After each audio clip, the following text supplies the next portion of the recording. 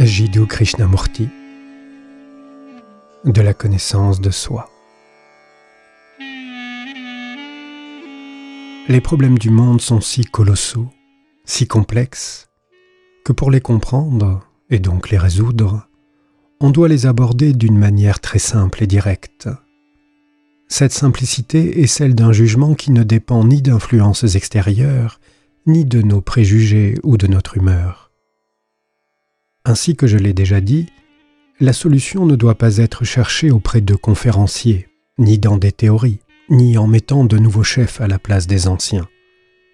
La solution est dans le responsable du problème, dans le responsable de la catastrophe, de la haine, de l'énorme incompréhension qui existe entre les hommes. Ce responsable est l'individu, vous et moi, et non le monde tel que nous nous le représentons.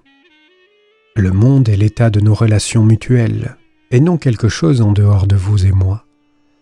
La société est faite des relations que nous établissons ou que nous cherchons à établir entre nous. Ainsi, le problème n'est autre que vous et moi, et non le monde, car le monde est la projection de nous-mêmes, et pour le comprendre, c'est nous que nous devons comprendre. Il n'est pas séparé de nous. Nous sommes lui et nos problèmes sont les siens. Cette vérité ne sera jamais assez répétée, car nous sommes si apathiques qu'il nous plaît de penser que les problèmes du monde ne sont pas notre affaire, qu'ils doivent être résolus par les Nations Unies ou par un changement de dirigeant.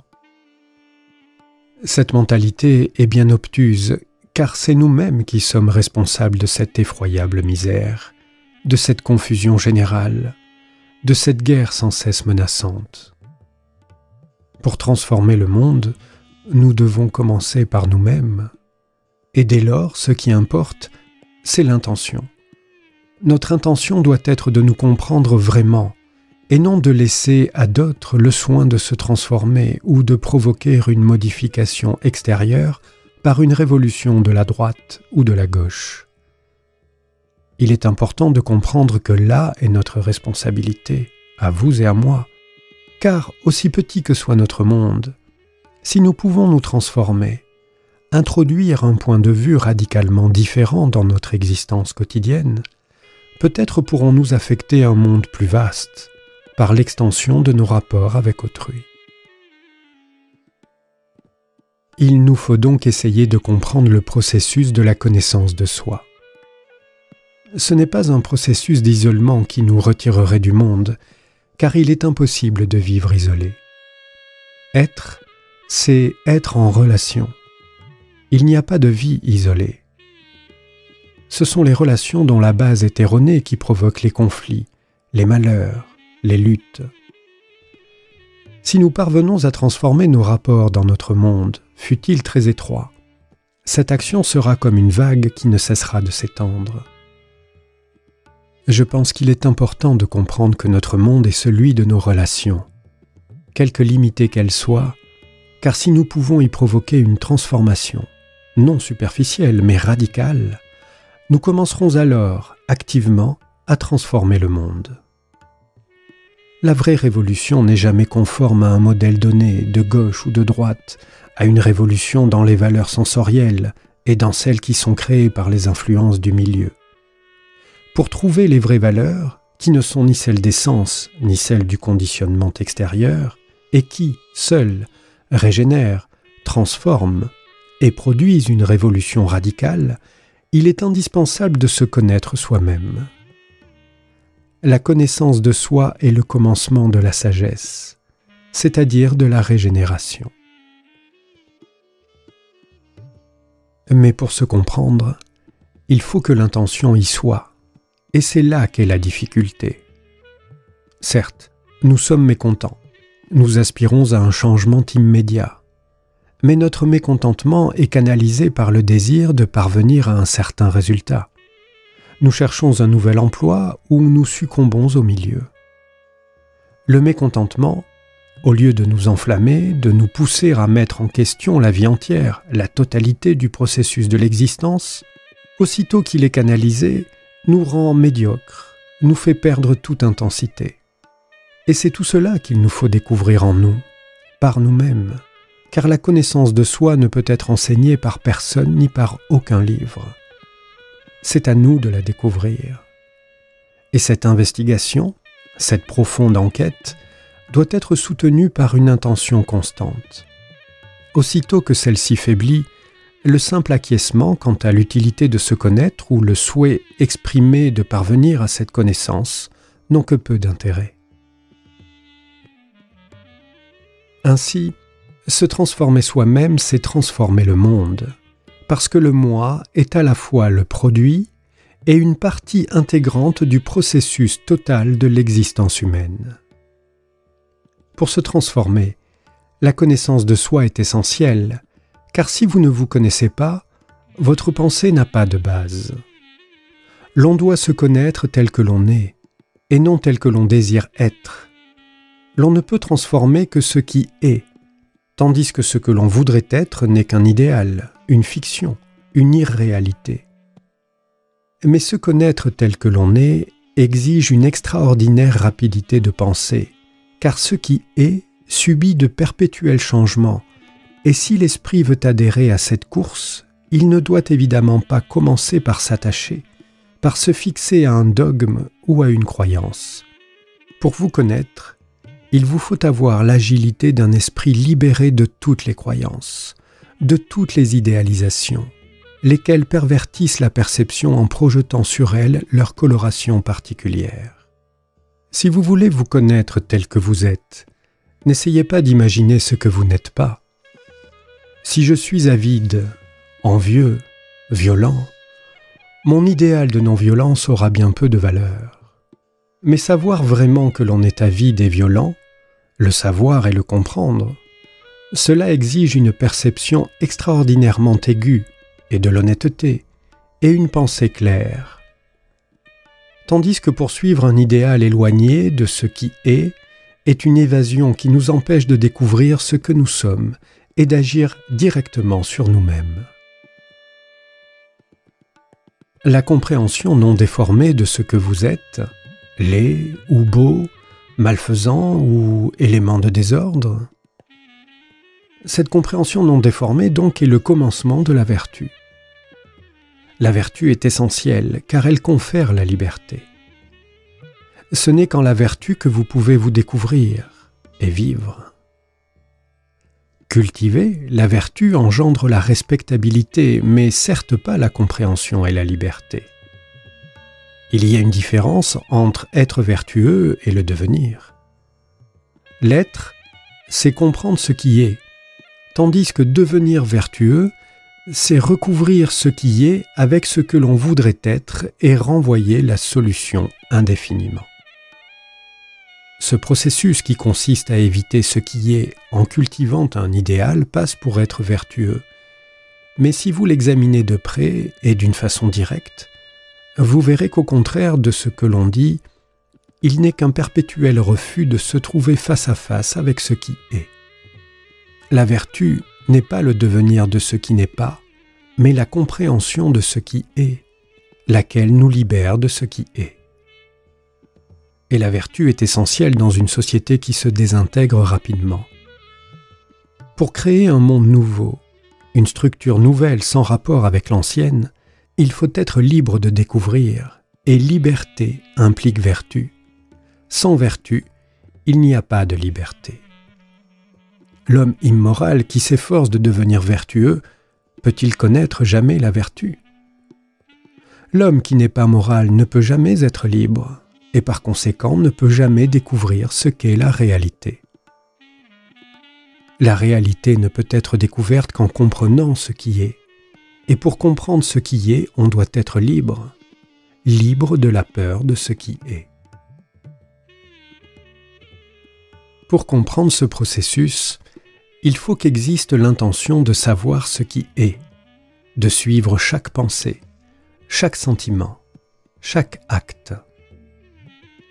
Et ainsi que je l'ai dit, cette poursuite est difficile, car ce qui est n'est jamais immobile, statique, mais toujours mouvant. Le « ce qui est » est ce que vous faites, ce que vous pensez et ressentez réellement d'un instant à l'autre, et non ce que vous voudriez être, l'idéal fictif.